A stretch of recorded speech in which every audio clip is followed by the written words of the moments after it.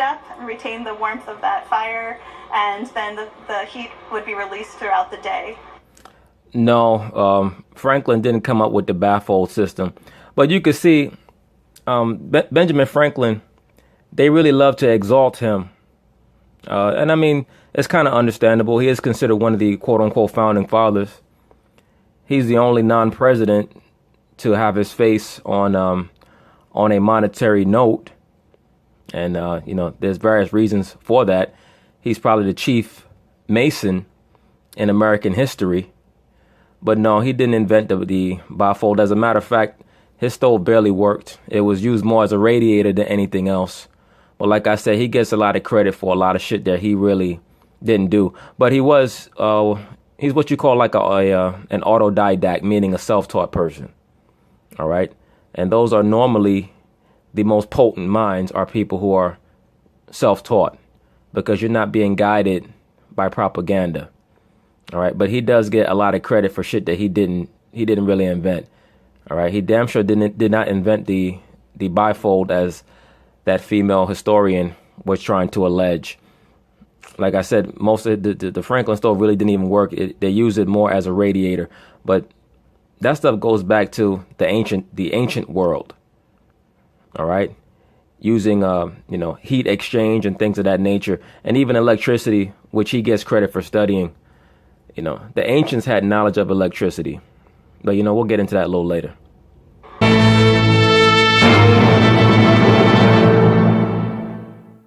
Over and over and over again. In regards to Benjamin Franklin, he was also a pedophile, allegedly, as well as a serial killer, allegedly. They found the bones of many children and other people buried under his house that he had in London at address 36 Craven Street. All right, 36 Craven Street. Like I said, he was a master mason and a Luciferian, and they found many, many bones of children and adults under his house. They tried to claim that it was for a friend of his who was studying anatomy. All that is bullshit. Believe me, they already know what he was up to. All right, but that's neither here nor there. The main thing that I wanted to touch on, after giving some background on Ben Franklin, is is a statement that he made. He wrote an essay called Observations on Mankind, something along those lines.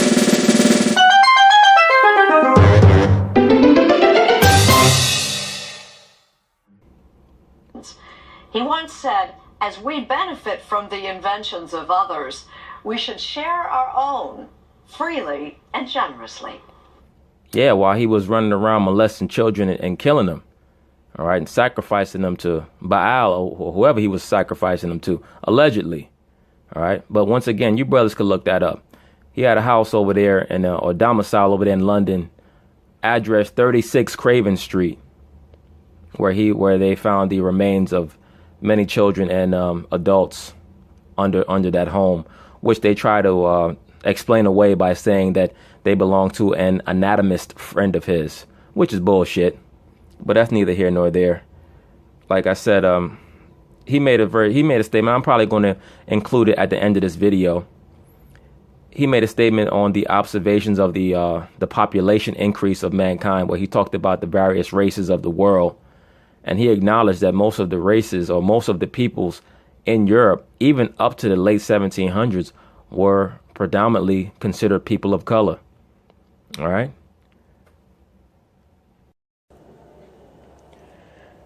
All right, so now this is going to be the continuation on the video that I was making pertaining to Benjamin Franklin, and the statement that I made in reference to the document that he wrote, Benjamin Franklin, called Observations on the Peoples of Mankind, or Observations on the Multiplying of Mankind, something along that line. You brothers could look it up. This article was written in reference to that document that Benjamin Franklin wrote in regard to the different races of mankind.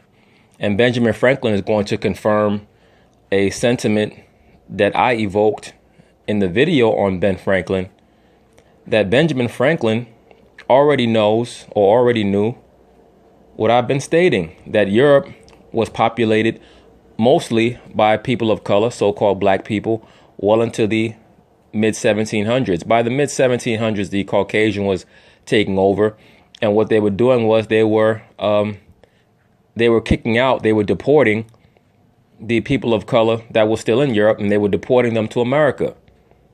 All right. As I've stated in the past, so-called blacks in America are descendants of three groups.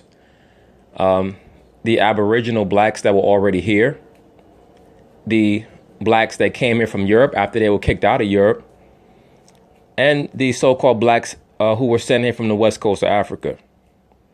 All right. Those three groups have mixed in together, and utilizing the term black, the U.S. government has basically taken away most of the understanding amongst the various groups of people of color of where they come from and what their cultures are. And, you know, that's how they keep people confused, is by giving them that corporate racial title of black. So let's see what Benjamin Franklin has to say about this. Now, the title of this article is Swarthy Journal.